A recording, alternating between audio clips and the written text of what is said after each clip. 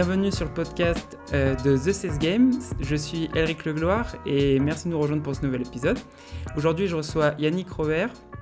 Donc du coup, Yannick, bienvenue et merci d'être avec nous sur le podcast. Ça va bien ? Ouais, ça va bien, merci Eric. Bonjour à tous les auditeurs, aux candidats sales et futurs samouraïs de la vente éventuellement. Bonjour tout le monde et merci d'être avec nous. Donc du coup aujourd'hui avec Yannick on va voir un sujet que je pense qui est super intéressant parce que jusqu'à maintenant en fait on n'en a pas parlé dans les épisodes et c'est pas un sujet dont on parle souvent. C'est comment être constant et être au top tous les jours dans ton poste de commercial. Mais avant ça Yannick, est-ce que tu peux te présenter, nous raconter comment t'en es arrivé là et qu'est-ce que tu fais aujourd'hui ? Alors moi j'ai 40 ans, j'ai fait une école de commerce, donc le SCP, le SCP Business School, le nouveau nom depuis décembre. J'ai fait une carrière en trading compte propre, donc vraiment pendant des années, je suis allé lutter dans le marché et aller glaner ce qu'il y avait à glaner. Mais ça m'a appris surtout la manière de rester constant dans le combat tous les jours, se remettre en question. Donc ça c'est le parallèle avec le métier de sales. J'ai appris ce que j'appelle la niaque commerciale grâce à ce que j'ai appris sur les marchés. Et être résilient tous les jours et avoir l'envie, c'est le thème du podcast aujourd'hui. Donc moi j'ai fait de la banque DAF, principalement à la City et puis à Paris, dans une banque allemande et puis dans une banque anglo-saxonne. Ça c'est le début de ma carrière. Et puis ensuite j'ai fondé plusieurs entreprises, plusieurs startups. J'ai aidé aussi pas mal de startups. Je les ai aidés dans plein de configurations pour monter leurs équipes de sales, notamment parce que c'est le sujet du jour, mais aussi pour des levées de fonds. Et c'est ce qui m'a permis d'écrire ce jour 2 livres, un qui s'appelle Startup and Down, qui parle des cycles haut et bas, ce qui m'intéresse, comment rester le maximum possible en haut. Et puis, quand tu es en bas, comment tu fais pour redresser la barre. Et puis le deuxième là, qui sort, qui s'appelle le Code des samouraïs de la vente, où là on parle de l'esprit, de la motivation au quotidien et comment aller gagner des affaires, comment lutter contre la compétition et comment donner tout ce qu'on a dans ses tripes. Ok, c'est bien justement que tu donnes un peu le contexte de tes livres parce que justement c'est le thème d'aujourd'hui. Donc ça va être pas mal pour commencer. Donc, alors j'ai une petite question. C'est comment être constant justement et quels sont selon toi les challenges justement pour être constant et être au top tous les jours dans la vente? Alors pour moi, le sujet clé, c'est la vision. Est-ce que le commercial dans son poste, il a vraiment compris la vision du CEO? S'il l'a, il sait en général la feuille de route à déployer. Et en tout cas, son esprit, il est fixé sur la bonne chose. On n'atteint pas d'objectif tant qu'on n'a pas inculqué à son cerveau ce qu'est l'objectif. La vision de l'entreprise, c'est ce qu'on doit déployer en tant que commercial.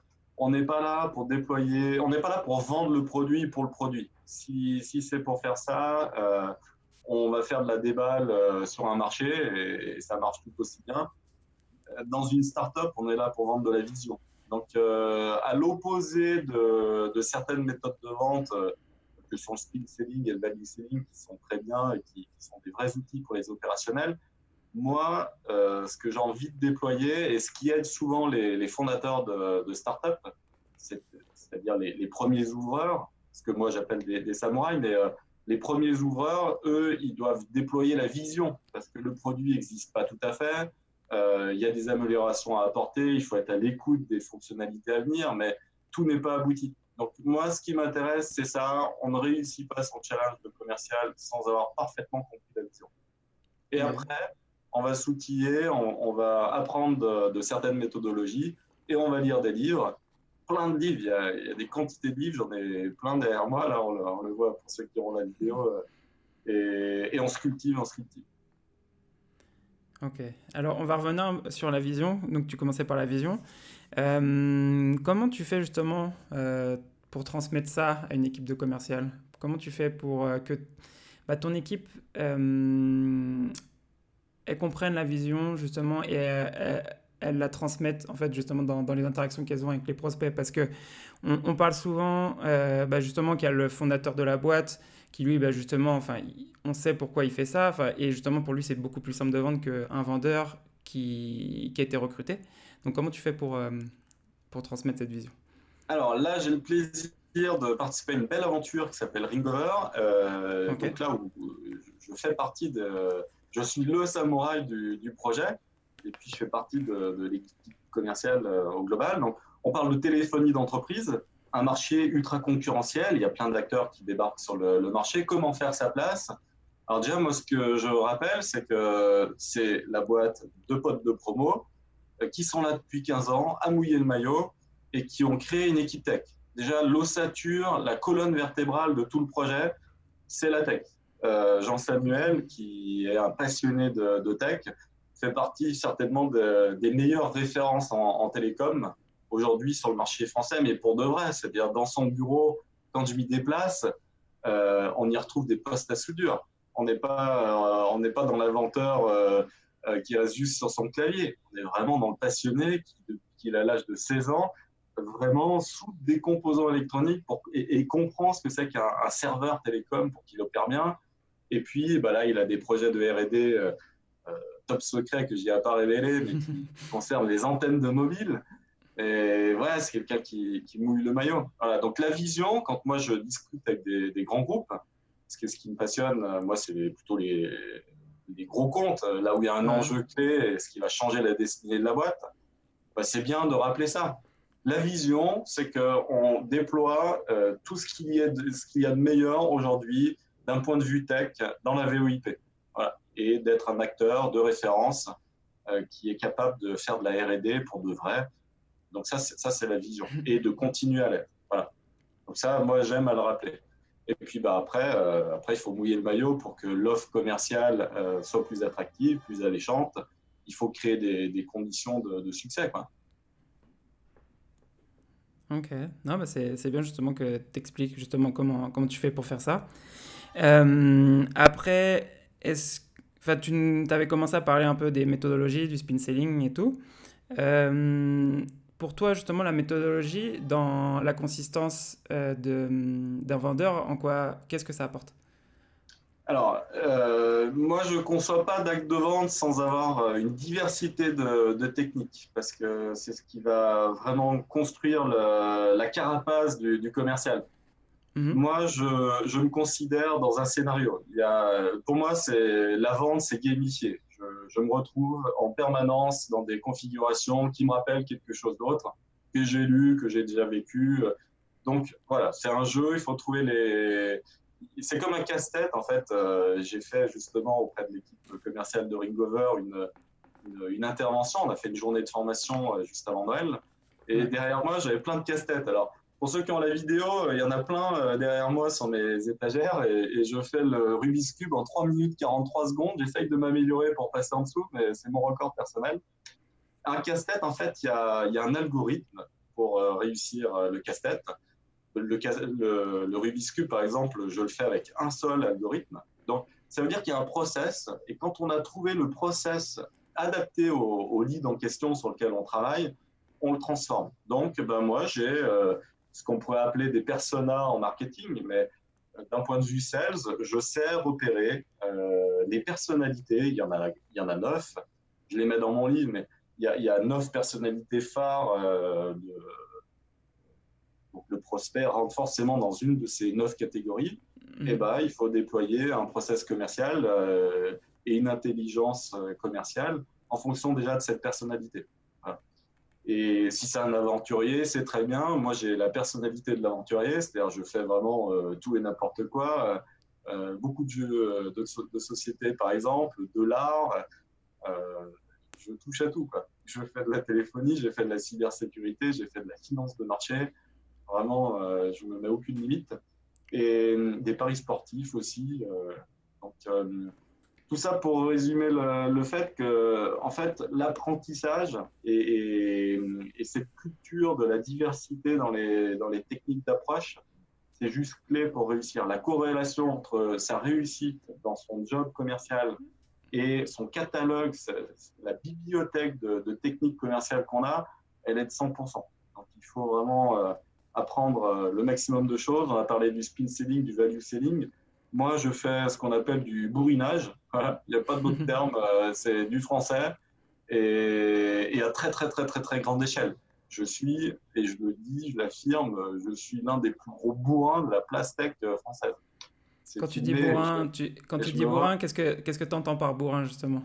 Qu'est-ce que tu Je me suis fais? inculqué une valeur il y a quelques années, c'est dans le top de mes 10 valeurs personnelles, mais c'est de la massive action. Quand je dis massive action, c'est vraiment sans limite.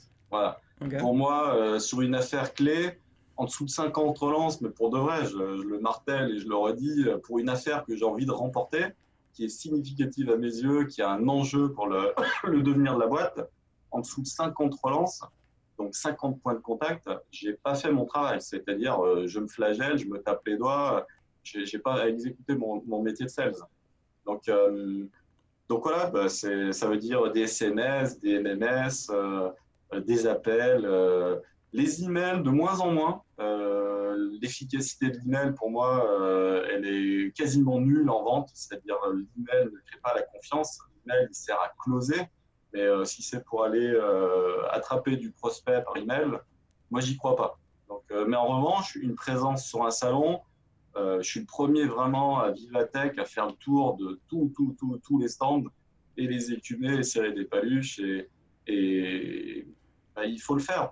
Mais c'est pareil à France Digital, où il y a quand même 4000 entrepreneurs. Euh, voilà, il faut vraiment aller parler à tout le monde. Là, c'est marrant que tu dises que justement tu crois pas à l'email. Justement, c'est actuellement, t'as mesuré un peu ça ou c'est toi en fait en te rendant compte, en prospectant tous les jours que t'as pas autant de réponses que via SMS ou via Ah, MMS? j'ai des chiffres parce que j'ai des potes entrepreneurs qui sont dans l'email. Ouais, Donc, je pense que sans trahir aucun secret industriel, l'efficacité des emails, depuis 4 ans, elle a chuté, mais drastiquement. Tous les professionnels de l'emailing, ils le confirment. Voilà, ça s'est un petit peu stabilisé l'année dernière et je pense que le point bas a été atteint. Mais les algorithmes font que les messages sont de plus en plus catégorisés en tant que spammer. Il y a plein de trucs comme ça. Donc, et puis, au-delà de ça, je ne pense pas du tout que la confiance, surtout sur les affaires importantes, elle se crée par l'écrit, en fait. Elle se crée par la voix. Je suis le premier à considérer que par la voix, il y a au moins de l'affect qui passe, il y a de l'émotionnel. C'est comme ça qu'on marque des points, quoi. ouais. Bah, je te rejoins là-dessus sur ce que tu dis justement sur la voix. Après, je me sers souvent de l'email justement pour commencer la relation avec eux. Je sais très bien qu'une fois que tu as commencé à parler avec eux, c'est beaucoup mieux, comme tu dis, en fait, justement, de passer par le téléphone ou par d'autres canaux de communication. Euh, du coup, alors j'ai une autre question, en fait, qui était, pour revenir un peu justement sur le thème de la journée, donc qui était sur comment être constant. Donc toi, qu'est-ce que tu fais pour être au top tous les jours? C'est quoi ta routine? Qu'est-ce que tu fais enfin, le matin? Qu'est-ce que tu fais l'après-midi justement pour... Déjà, je supprime toutes les réunions. Ok. Je dois être l'un des plus fervents opposants à la réunion. Donc déjà, tout ce qui est réunion le matin, ça c'est interdit dans mon agenda. Il n'y a aucune réunion, jamais les matins. Voilà. Il n'y a aucune raison de mettre une réunion le matin. Donc, le matin, en fait, c'est le pic de productivité. Donc, si on commence par un outil parmi les plus improductifs qu'est une réunion, déjà, on sabre sa journée. Et en fait, moi, la routine que j'ai, c'est je me lève.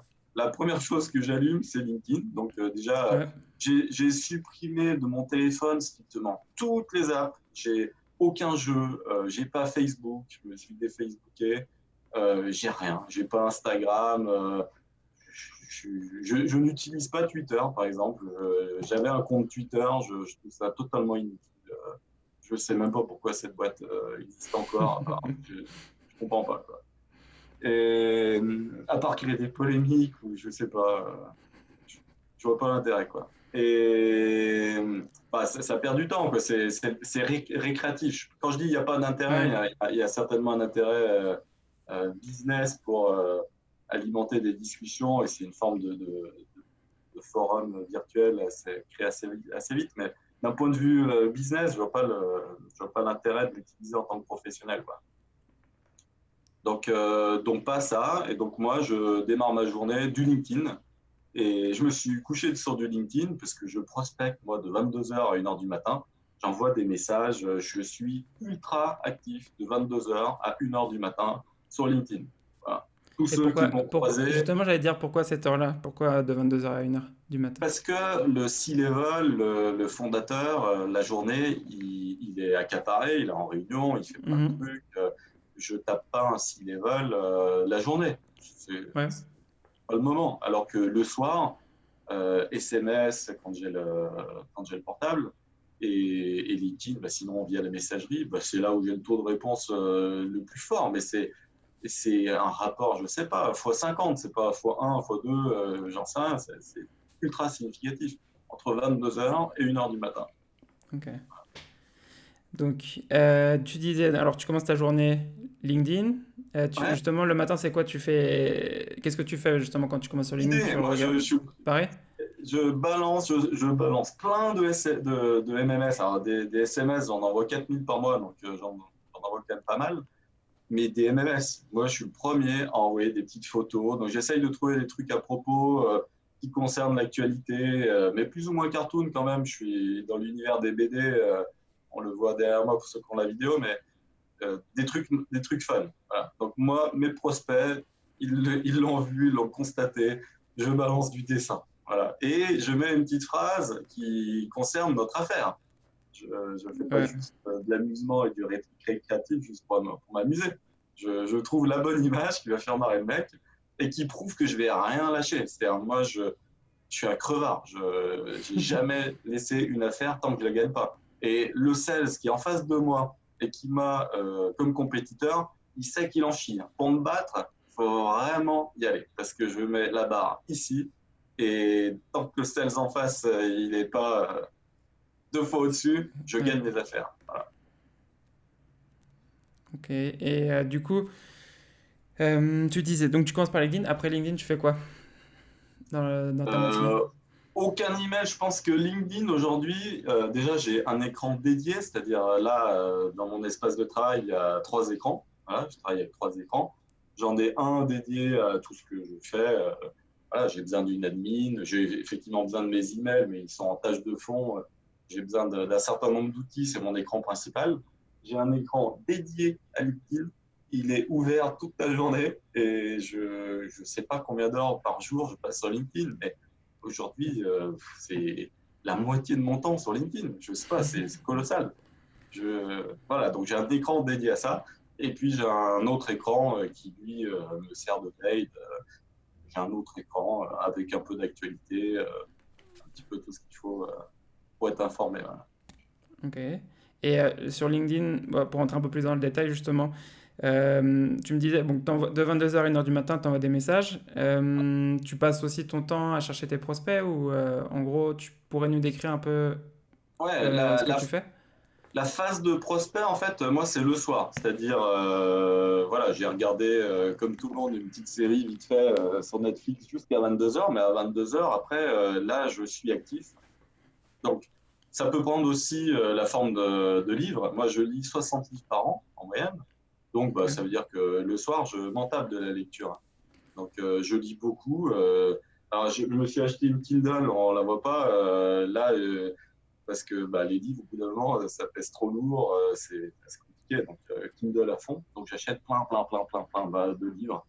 Voilà. Je regarde toutes les nouveautés. Comme ça, après, je peux promouvoir les nouveautés. Finalement, le marché du livre, les gens ne sont pas si au courant que ça des nouveautés. Il y a des best-sellers, mais les best-sellers, si on regarde les dates de publication, généralement, c'est des livres qui sont sortis il y a 5, 6 ans, pour certains 10 ans. Le livre d'Eric Ries, que tout le monde connaît, ou je sais pas, des livres de 0 à 1, enfin plein de livres. Tous ces Mhm. livres-là, ils ont plusieurs années. Euh, Bah, finalement, quand on en télécharge plein qui viennent de sortir, on fait partie des premiers lecteurs. Et donc, du coup, on va pouvoir donner du contenu à certains prospects que ça intéresse. Et on est là pour aider. En fait, le commercial, celui qui réussit, c'est celui qui aide. Il aide à remplir le besoin du prospect, mais le besoin, c'est de développer son affaire. Moi, j'aide les entreprises à développer leurs affaires. la vente de Ringover, qui est un outil de productivité, est une aide. Donc, je vends du Ringover. Voilà. Et l'idée, c'est de développer la boîte des autres, quoi. Voilà. Et sinon, vraiment, moi, je suis inbox zéro tout le temps. Je ne me lève pas le matin. Je n'arrive pas devant mon PC en lisant mes emails. Je n'ai aucun email jamais dans ma boîte. Jamais. Voilà. Il se peut, j'amène mes filles à l'école voilà, entre 7h30 et 8h15. En bon papa, je fais ça. Mais quand je pose mon œil sur ma boîte email, elle est vide. C'est-à-dire, tous ceux qui m'ont écrit jusqu'à 1h du matin ont tous eu la réponse avant 1h du matin. Les gens, ils écrivent pas entre 1h du matin et 8h, très très rare. Et puis après, bah, ça tombe, ça va tomber dans la journée. Et je suis une box zéro tout le temps. Voilà. Quelqu'un qui m'écrit, bah, je lui réponds. Je n'ai pas de sas d'attente. Voilà. Mais par contre, ma boîte email, une fois que j'ai répondu, elle passe en tâche de fond et je suis en train d'opérer sur mes outils.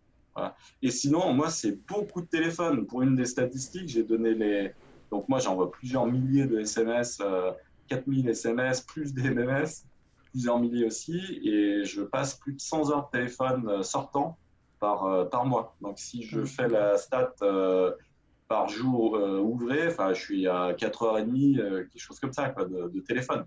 Donc moi, en fait, le matin, moi, je suis dès le matin au téléphone, en fait.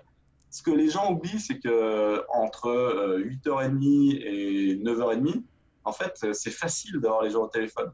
Il est beaucoup plus difficile d'avoir les gens au téléphone après 9h30.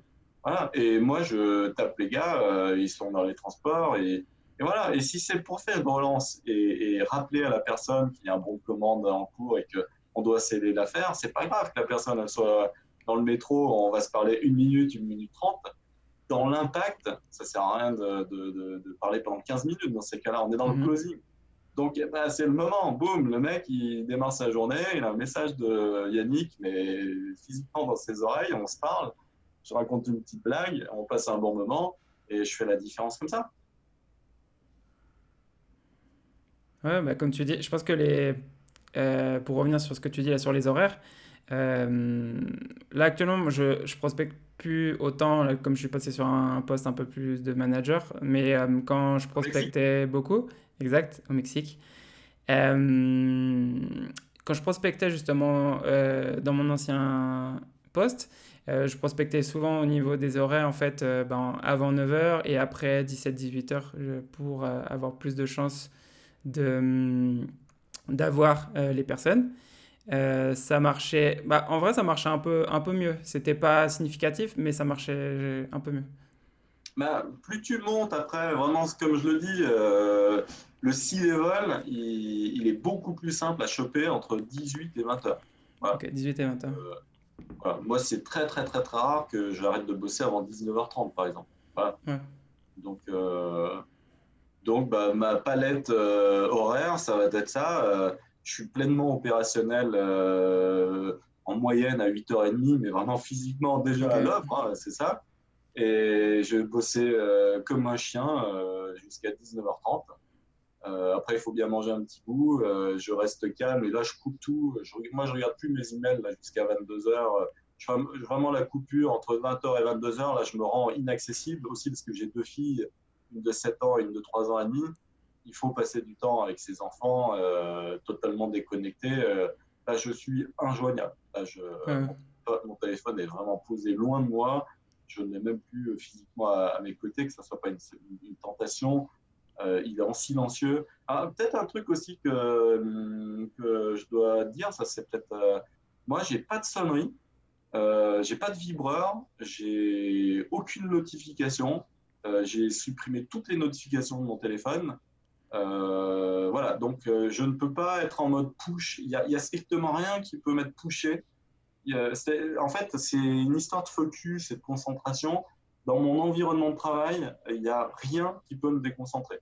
Rien. T'as tout désactivé justement pour être focus. De partout. Et mon téléphone, en fait, pour ceux qui verront à la caméra, il est fermé, l'écran fermé. C'est-à-dire, je ne sais même pas s'il sonne. Il est sur ni vibreur ni sonnerie, et en plus l'écran avec un cache devant. Donc quelqu'un qui souhaite m'appeler, si j'ai pas décidé moi-même de me rendre disponible, je suis injoignable.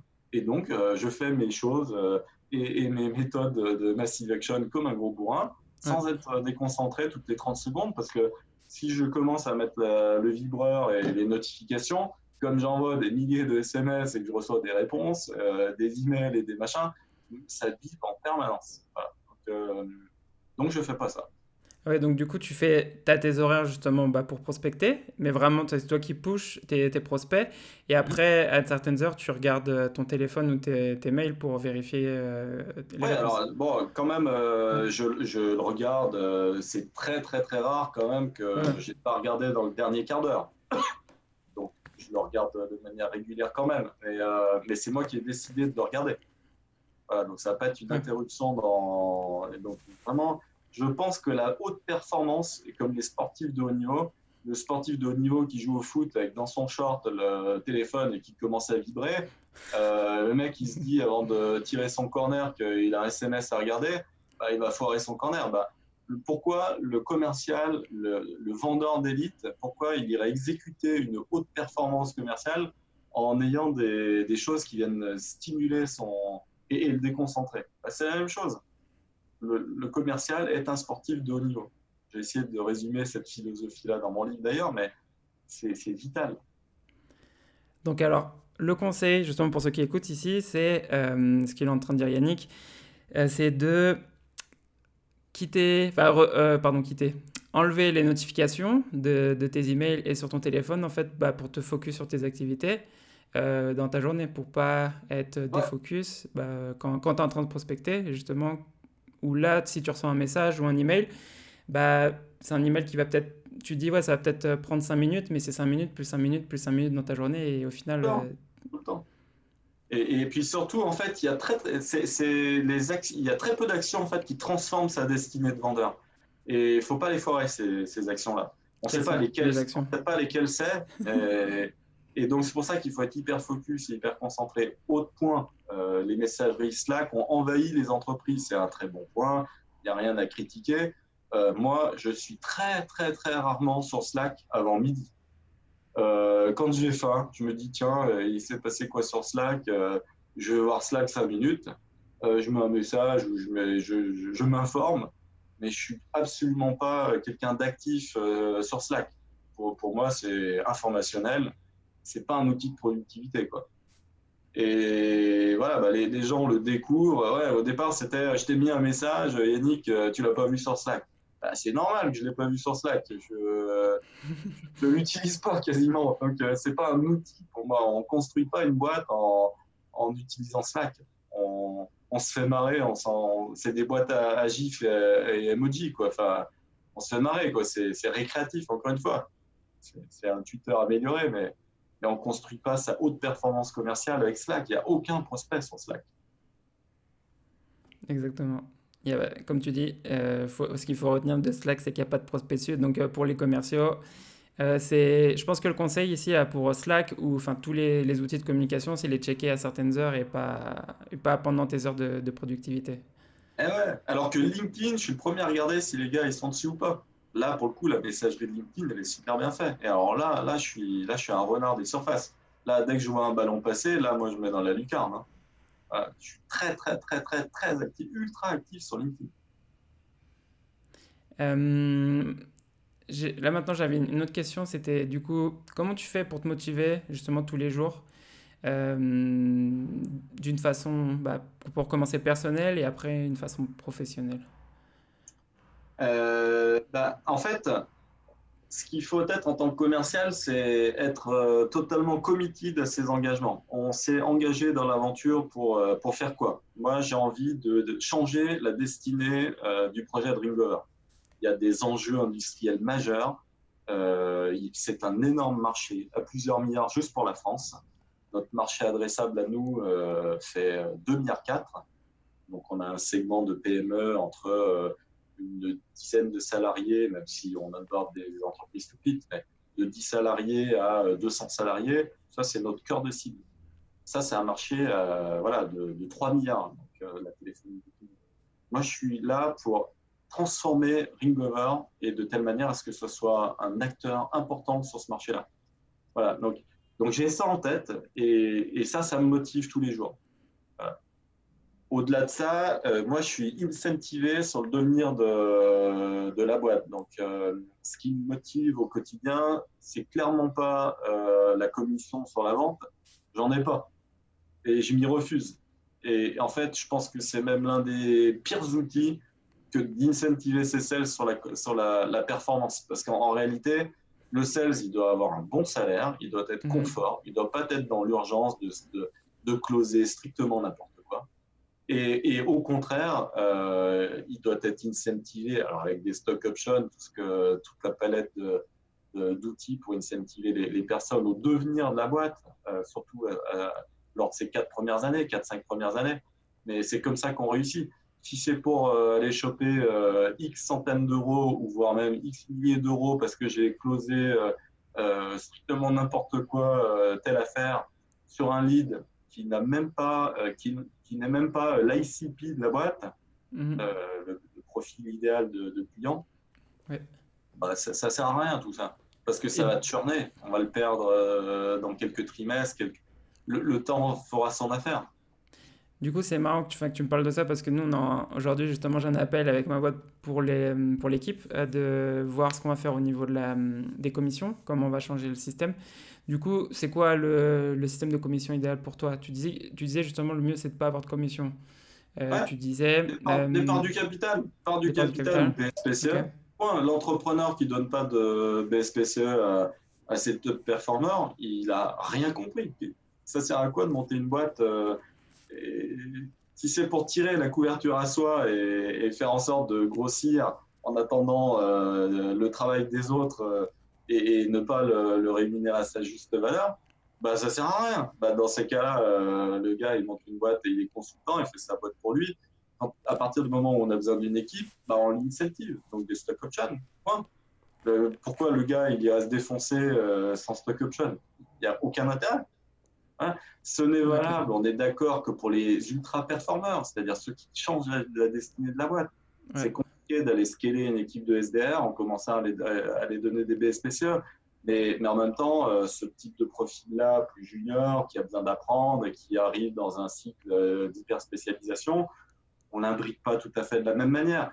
Mais le gars qui change la destinée, et qui crée les précédents, qui va les glaner les meilleures références, celles qu'on va aller réutiliser quand on va gagner d'autres dossiers en disant on a tel client, on l'affiche sur son site internet.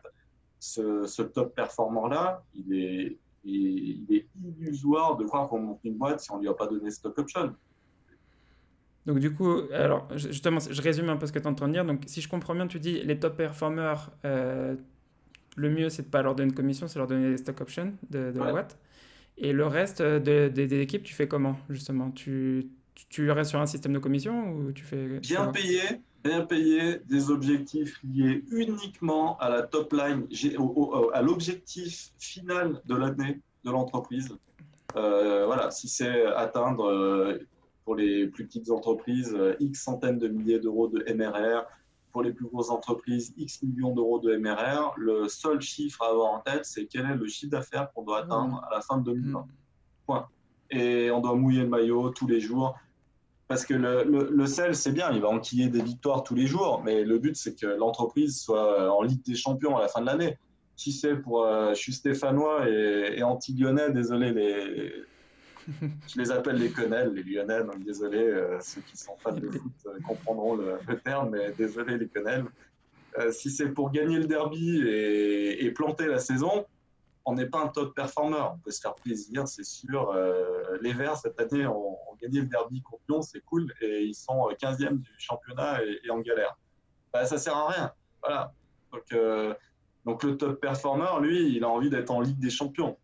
Qu'au passage, il a gagné le derby, c'est cool. Donc pour un lead qualifié, c'est bien d'avoir un peu d'affect et de vouloir transformer telle start-up parce qu'elle utilise telle autre solution concurrente pour le moment. On a envie de la faire switcher. C'est très bien. Il n'y a aucun enjeu. Le marché est tellement immense pour tout le monde que ça ne sert à rien de se prendre la tête pour ça. Une aventure entrepreneuriale, elle ne se joue pas là. et, et au contraire être constant pour aller viser l'objectif final. Donc toute l'équipe opérationnelle, le SDR, l'account manager, ça peut être le CIT aussi, celui qui est charge de la donnée. Mhm. L'objectif, c'est le chiffre d'affaires de la boîte. Et là, il y a un super bonus. De la même manière, s'il n'est pas possible de donner des stock options à tout le monde, parce que tout le monde ne va pas rester dans un cycle de long terme, les SDR vont s'épuiser, le turnover va faire qu'ils vont rester 18 mois en position, 24 mois, et ils vont changer d'entreprise. Dans tous les cas, comme les stock options sont vestés, et généralement il y a un cliff de 2 ans, la personne ne les aurait pas. Mais sans rentrer dans les détails techniques, et dans ces cas-là, en fin d'année, l'objectif il est atteint, on considère que l'équipe commerciale, elle aurait été l'équivalent de 10% de son capital, 15% de son capital, X% du capital. La valorisation de l'entreprise, elle a gagné, elle est passée d'une valo pré-monnaie, je ne sais pas, une start-up lambda, ça va peut-être valoir 5 millions pré-monnaie, je dis n'importe quoi. À la fin de l'année, la valo pré-monnaie, elle est de 15 millions. On a gagné 10 millions. L'équipe commerciale, elle a le droit à 10%. Ça va choquer, là, on parle de gros chiffres. 10% de 10 millions de valorisation additionnelle. L'équipe, elle a le droit à 1 million. Voilà. Donc, on est bien en train de dire que l'équipe commerciale, elle a permis de faire un jump et elle est rémunérée comme si elle avait été actionnaire. Voilà. Donc, on parle de très grosses primes parce que les ouvreurs, toutes les premières équipes, aujourd'hui, elles sont sous-estimées dans le marché. C'est celles qui permettent de faire la différence. Voilà. On veut créer une sorte de Silicon Valley, qu'on rémunère ceux qui réussissent le changement d'étape. Voilà. Ceux qui permettent des hautes performances, ils doivent être incentivés à leur juste valeur. Voilà. Donc, à la fin de l'année, l'équipe, si elle est 20, elle se partage un énorme bonus. Les gens finissent tous, 20, ça fait 50 000 euros chacun. Voilà. Ça fait un salaire additionnel. Point. Ok. Non, mais merci pour l'explication, parce que justement, j'avais jamais vu ce point de vue-là. Donc, c'est bien d'avoir un autre système, justement, pour les commissions. C'est révolutionnaire de ce point de Non, non, mais vue-là. c'est. Le marché ne Ben, passe pas comme ça. Bah ouais, parce que quand tu as l'habitude de. Bah nous, clairement, on le fait pas comme ça, on le fait le système normal que la plupart des boîtes font. Donc c'est marrant que. Enfin, c'est marrant. C'est intéressant, justement, là, que t'aies parlé du sujet. Ça m'a fait penser à certaines choses, justement, qu'on aurait changé. Ça donne quoi? Ça donne l'envie aux commerciaux d'aller renégocier leur package. Et c'est Ouais. normal. Et cette renégociation faite, les gars, ils ont la niaque. Tout d'un coup, on a l'équivalent d'un package comme si on était actionnaire. Tout d'un coup, on a une motivation exceptionnelle de nouveau. Voilà. On sort de ce cycle up and down. Je suis anti-cycle up and down. C'est pour ça que j'ai fait un livre à ce sujet-là. Mais il y a des outils, il y a des méthodologies pour régler le problème. Si on en a marre d'avoir une équipe commerciale qui connaît des vagues, alors il faut déployer l'artillerie lourde. Voilà. L'entrepreneur, lui, il veut que son projet, il passe de, j'ai dit une bêtise, mais 10 millions d'euros de valo pré-monnaie à Mhm. 50 millions pré-monnaie. OK, qu'ils mettent les moyens en face aussi. Parce que si c'est juste pour tirer la valeur à soi et oui, les business angels, les fonds d'investissement vont gagner au passage. Mais au quotidien, c'est pas eux qui vont aller vendre la solution, c'est pas eux qui vont faire le chiffre d'affaires. Donc, et l'entrepreneur, il a besoin d'une équipe. Voilà, si c'est juste pour s'accaparer l'intégralité de la survaleur, de la création de valeur, il n'a rien compris pour moi, le CEO. Voilà. Il a besoin d'une équipe, donc faut qu'il ait l'incentive à la création de valeur dont il a besoin. Il veut une boîte qui passe de X millions de pré-monnaie à X dizaines de millions d'euros de pré-monnaie. Il faut qu'il sorte les moyens. Voilà. Ok, bon, bah voilà, c'est clair, vous avez entendu. Euh, Quel conseil donnerais-tu à une personne qui a du mal à s'autodiscipliner? Ben, elle démarre son année, elle met sur LinkedIn, en gros, sur son profil de partout. Donc, elle fait un post déjà, et puis elle le met sur son profil et elle met ses objectifs annuels de manière Ok. publique. Voilà. Là, c'est fini. Hein. Là, il n'y a plus il y a plus d'indiscipline. Point. Elle l'a affiché, elle est committed. À partir du moment où on est engagé par rapport publiquement par rapport à un objectif, on l'atteint. Ok. Bah, je le ferai du coup, moi aussi. Parce que je l'ai pas Ouais. fait. Donc, tu l'as fait? J'ai été le premier juste avant Noël, d'ailleurs, à dire que j'allais faire un podcast. Je Ouais. l'ai initié, j'ai balancé le premier épisode le 14. Quand on met publiquement qu'on est obligé de le faire, sachant que techniquement, j'avais pas encore les solutions, j'ai dû trouver un pote ingé son chez Universal, parce que j'ai pas de compétences pour traiter le son, même Ouais. si je peux me former. Audacity, c'est cool, mais bon, lui, il avait des outils pro. Voilà, je l'ai diffusé publiquement. C'est pareil, mon livre, je n'avais pas tout à fait fini. J'en étais à 80%, puis j'avais 2 chapitres que je n'avais pas fini. Donc là, je parle du code des samouraïs de la vente. Comment faire pour les pondre et ça me tenait à cœur, ces 2 chapitres, les 2 thématiques, mais je n'arrivais pas à le pondre, la fin. Je l'ai mis publiquement, j'ai dit, mon livre, il sort pour Noël. Voilà. Bon, il y a eu Mm. des grèves et mon exemplaire auteur est pas arrivé d'Allemagne avant Noël, donc je l'ai sorti après Noël, c'est pas grave. Mais mon livre était totalement terminé pour Noël, en fait.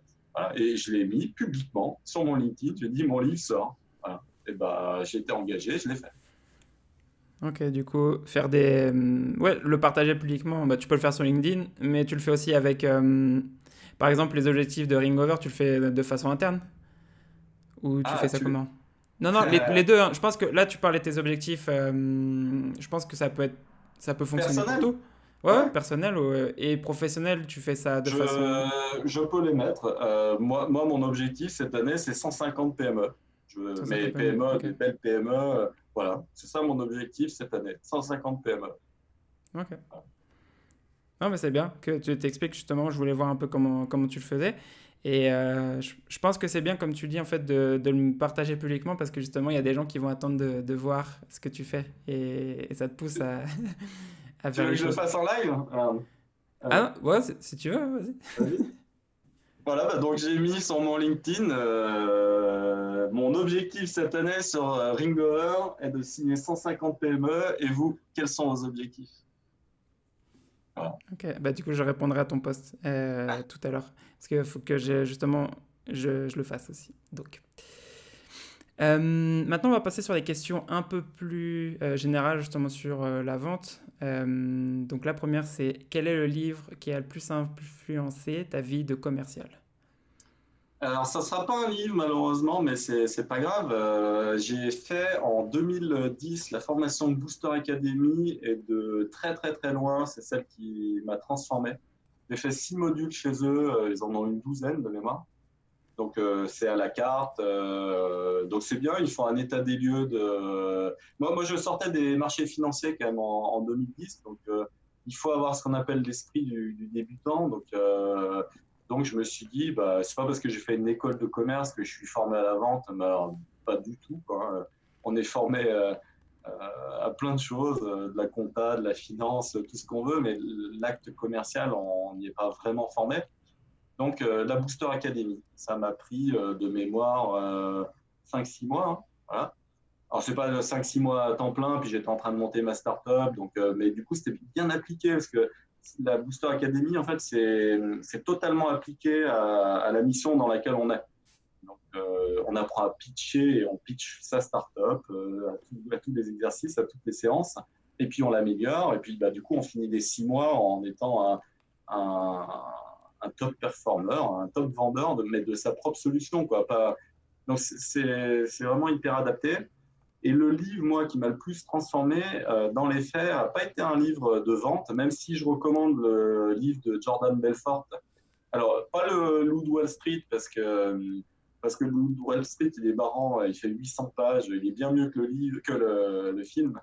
Je recommande plutôt le livre. Le livre est totalement déjanté, encore pire que le film et ça se lit d'une traite. Mais son livre sur la vente, Jordan Belfort, pour moi, et qui explique la straight line, que chaque vente se ressemble et c'est une ligne, hein, on se situe plus ou moins loin sur la ligne. Et grosso modo, ça veut dire qu'il y a un process. Et puis surtout, ouais, c'est un gars exceptionnel. Je ne veux pas spoiler le livre, mais ça, c'est un livre de vente, il faut l'avoir lu. Le C'est pas nom, celui qui c'est m'a quoi? transformé. C'est quoi le nom du livre? C'est le Ludo Street ou c'est un autre nom? Alors attends, tac, Jordan Belfort, je ne sais plus là. Oui. Vendre. Le livre s'appelle Vente de Jordan Belfort. Ouais. Ok. Bon, bah, je le rajouterai dans la description. Je mettrai aussi le lien de Booster Academy, aussi ce que tu m'as dit juste avant. Cool. Et en fait, je crois que je Euh, l'ai lu en anglais et je crois quand même qu'en anglais, il s'appelle The Straight Line. Vérifier. Bref. Et par contre, on moi, celui qui regardera. m'a changé en tant qu'entrepreneur, mais en fait, c'est Pierre-Édouard Sterrin qui m'a suggéré le livre, donc le fondateur de Smartbox. Alors aussi parce que c'est la préface de mon premier livre. Et puis, ça reste un mentor, un exemple pour moi de réussite. Et Pierre-Édouard Sterrin, il m'a dit, moi, le livre qui m'a transformé dans la vie, en tant qu'entrepreneur, c'est celui de Tony Robbins, Le pouvoir illimité. Alors, il y en a plein, en fait, il y a toute une collection, du coup, je les ai tous achetés. Mais là, on est sur du livre assez puissant pour revoir ses schémas d'action, ses routines, ses croyances, se refixer de bons objectifs. Celui-ci est transformationnel. Ok. Tony Robbins, je connaissais, mais j'ai quelques livres en fait sur ma liste à lire. Mais le Jordan Belfort, justement, je les avais pas en tête, ces livres. Le summum. En plus, il écrit de Ok. manière hyper ludique. C'est théâtral avec lui, hein. Donc Ok. ça se lit bien et il a raison. Voilà. Ouais, c'est le principal quand tu lis, c'est aussi enfin, quand tu lis un livre de business, généralement, c'est pas. Parfois, c'est pas ultra facile justement à lire et tu le lis pas d'une traite. Et justement, je pense que s'il y a une histoire ou si c'est bien raconté, tu vas le lire beaucoup plus rapidement. Ouais, c'est ça. Ouais, c'est appuyé sur son vécu. Donc, d'ailleurs, c'est le gars qui vend le mieux l'exercice du stylo. C'est le mec au monde qui l'exécute le mieux. Voilà. Et grosso modo, il résume comme ça, vendez-moi le stylo. Bah, vendez-moi le stylo, c'est cool. Bah, ce même stylo-là, en fait, c'est le dernier parce que Elon Musk, il m'en commande tous les jours. Parce que Elon Musk, il en offre à ses salariés, ce stylo-là très précis. Parce qu'à chaque fois qu'on signe des contrats extraordinaires, nous, on signe pas avec un bic. Nous, on signe avec un stylo d'exception. Et donc, si j'utilise le stylo, c'est que j'ai eu une réussite dans ma vie exceptionnelle et que je suis un top performer.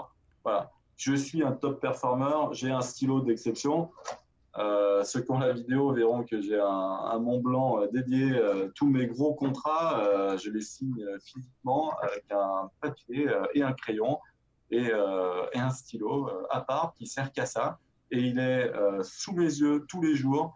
Et je sais que quand j'ai le droit de le prendre en main, c'est pour quelque chose d'exceptionnel. Donc j'ai le droit de le regarder, mais de le prendre en main, c'est uniquement pour des signatures hors normes. Et ben, l'exercice de vente du stylo, quand on écoute la vidéo de Jordan Belfort, ben, on le refait plus jamais de sa vie de cette manière-là. Et on a envie d'avoir le stylo que vend Jordan Belfort. Pour de vrai, parce que nous aussi, on a envie de signer des contrats exceptionnels. Quels sont les outils que tu utilises dans la partie commerciale? Je vais être vulgaire, mais dans les faits, c'est le téléphone, parce que sinon, je vais dire ma vie. J'ai aucun outil, c'est-à-dire j'ai Ok. aucun outil d'automation pour envoyer des emails, aucun. Je sais qu'il y a des excellents outils comme Lemlist, il y a plein de choses. Pardot permet d'automatiser. Enfin, je suis pas contre. On a une équipe marketing dédiée qui fait des très très très belles choses, hyper bien pensées. Il y a des très bons résultats. C'est pas ça. Moi, ce qui me fait vibrer en tant que commercial, c'est de créer des précédents. Si je prends tous les plus gros comptes qu'on a signés sur Ringover, j'ai signé personnellement tous ces gros comptes. Et j'ai fait la différence. Voilà, ça nous sert de référence. Et, et bah, c'est ce qu'il faut faire si on est un top performer. Donc, moi, j'ai pas d'outil particulier à part le téléphone et LinkedIn. Je sais qu'il y a des excellentes écoles, il y en a plein, il y a la Rocket School, il y a plein de programmes pour se former et s'outiller, mais c'est une phase d'hyper-industrialisation assez finale dans un projet, très rarement vue quand on n'a pas déjà plusieurs millions d'ARR. Donc, l'immense majorité des gens qui nous écoutent, ils vont quand même se situer sous ce palier. Voilà. Et sous ce palier-là, c'est la détermination qui va faire la différence et la confiance qu'on injecte chez les autres. Voilà. Ça, le livre de Jordan Belfort sur la confiance qu'on injecte dans le cerveau des autres, elle est clé. Voilà. C'est pas un hasard si j'ai écrit plusieurs livres, c'est pas un hasard si j'initie un podcast. On injecte du temps long dans le cerveau des autres et surtout, on y injecte notre philosophie d'action. Voilà. Et c'est ce qui fait la différence. Ok, bah du coup, non mais j'aime bien ce que tu dis, le téléphone et LinkedIn. Du coup, bah pour ceux qui nous écoutent, on peut vendre juste avec ces deux outils Ouais. Ah et oui, les oui. emails. Ouais, ouais. Et Mais du coup, l'email pour ouais. moi, c'est le bon de Ah oui, commande pardon, oui, et oui, tu oui. me renvoies le bon de commande. Mais c'est très très rare que je lutte par email. Moi, quand je reçois un email et je vois qu'il y a des objections, des choses à traiter d'un point de vue méthodologique, je prends mon téléphone, j'appelle le gars. Pourquoi envoyer un email? Moi, je ne vais pas pondre un email de 40 lignes. Mais même si ça me prenait que 15 lignes et que ça me prenne du coup pour bien l'écrire, pour faire quelque chose de léché, que ça me prenne, et en étant efficace, 10 minutes pour écrire 15 bonnes lignes Mhm. bien wordées, quoi. Pourquoi aller consommer 10 minutes alors que je peux faire marrer le gars parce que je vais le faire et ça va me prendre 10 minutes, donc je vais lui répondre 10 minutes plus tard. Si je reçois son email et que je l'appelle 2 secondes après, je l'ai, c'est beaucoup plus instantané parce que le gars, 10 minutes après, il est peut-être parti en réunion, il fait autre chose. Là, il m'a écrit, donc il est dispo. Je l'appelle, je l'ai directement au téléphone et déjà, moi, sur le ice breaking, je suis extrêmement fort. Ça, c'est la Booster Academy qui m'a inculqué la méthode. Donc, sur le ice breaking, moi, je fais marrer. J'ai 10 milliards d'histoires et je raconte des histoires et voilà, faire rigoler. Déjà, ça désamorce énormément de situations. Et je m'aperçois, tu vois, qu'on est à plus de 50 minutes d'entretien, Elric. Donc, je suis très bavard, mais le ice breaking et Pas de souci. l'humain. Il n'y a aucune affaire. Tous les commerciaux qui ont perdu face à moi, malheureusement, et je les invite à regarder ma vidéo, tous les commerciaux qui ont perdu face à moi, les dernières affaires énormes qu'ils ont perdues en 2019 face à moi, ils les ont perdues parce qu'ils n'ont pas fait assez d'humain. Et je les ai battus à plat de couture sur l'humain. Voilà. J'ai injecté un maximum de dialogue, de tout ce que tu veux. Voilà. Donc, on arrive justement sur la dernière question. Comme tu étais en train de le dire, qu'on était déjà à plus de 50 minutes, mais il n'y a pas de souci au niveau du temps. Justement, c'est la question que je pose à chaque invité. C'est pour ceux qui écoutent et qui veulent s'améliorer, quel serait ton défi à mettre en place dès demain dans leur poste de commercial? Je liste toutes mes routines, tout ce que je fais au quotidien. Voilà. Et je dois en éliminer 80%. C'est la règle d'or, c'est comme ça. Donc, il y a que 20% des actions qui produisent 80% des effets. Donc, ben, il faut vraiment se poser, mettre noir sur blanc tout ce qu'on fait de sa journée. Et il faut se forcer à en éliminer 80%. Voilà. Et donc, ben, chacun doit faire l'exercice. Et après, alors ça, c'est un exercice que j'ai mis. Je fais une petite entorse au. Je ne sais pas si tu m'as demandé une chose, ou en tout cas, je vais en mettre deux. Moi. La C'est deuxième, c'est bien. les croyances limitatives. J'ai fait à dessein un exercice qui est dans mon livre, le Code des samouraïs de la vente, qui est là pour éradiquer définitivement n'importe quelle croyance limitative. J'invite les gens à aller découvrir l'exercice. Ça sert strictement à rien que je l'explique là.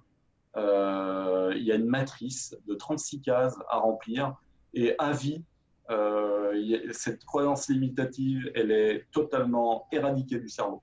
Voilà. Point. Je laisse un peu de Parfait. mystère, ça fait partie Parfait. du jeu. Bah, ok, bah, on regardera ça du coup. Bah, du coup, Yannick, merci pour ton temps et Ouais, merci merci. justement bah, d'avoir répondu à mes questions. Est-ce que tu as quelque chose à rajouter avant qu'on s'en aille? Précisez bien vos objectifs annuels avec votre direction, qu'est-ce qui doit être atteint en équipe, renégocier les packages, défoncez-vous et à la fin de l'année, vous l'avez obtenu quoi, et vous êtes fiers. Super. Bah, merci Yannick. Je te dis Allez, bonne merci soirée. Eric. Merci aux auditeurs. Merci d'avoir écouté cet épisode de The Sales Game. Si t'aimes le podcast, abonne-toi, laisse un commentaire, une note partage-le avec tes potes, fais-le écouter à ta mère. En gros, fais-en ce que tu veux. Et ça serait top aussi si tu pouvais m'aider à le partager. On se revoit dans le prochain épisode. Ciao!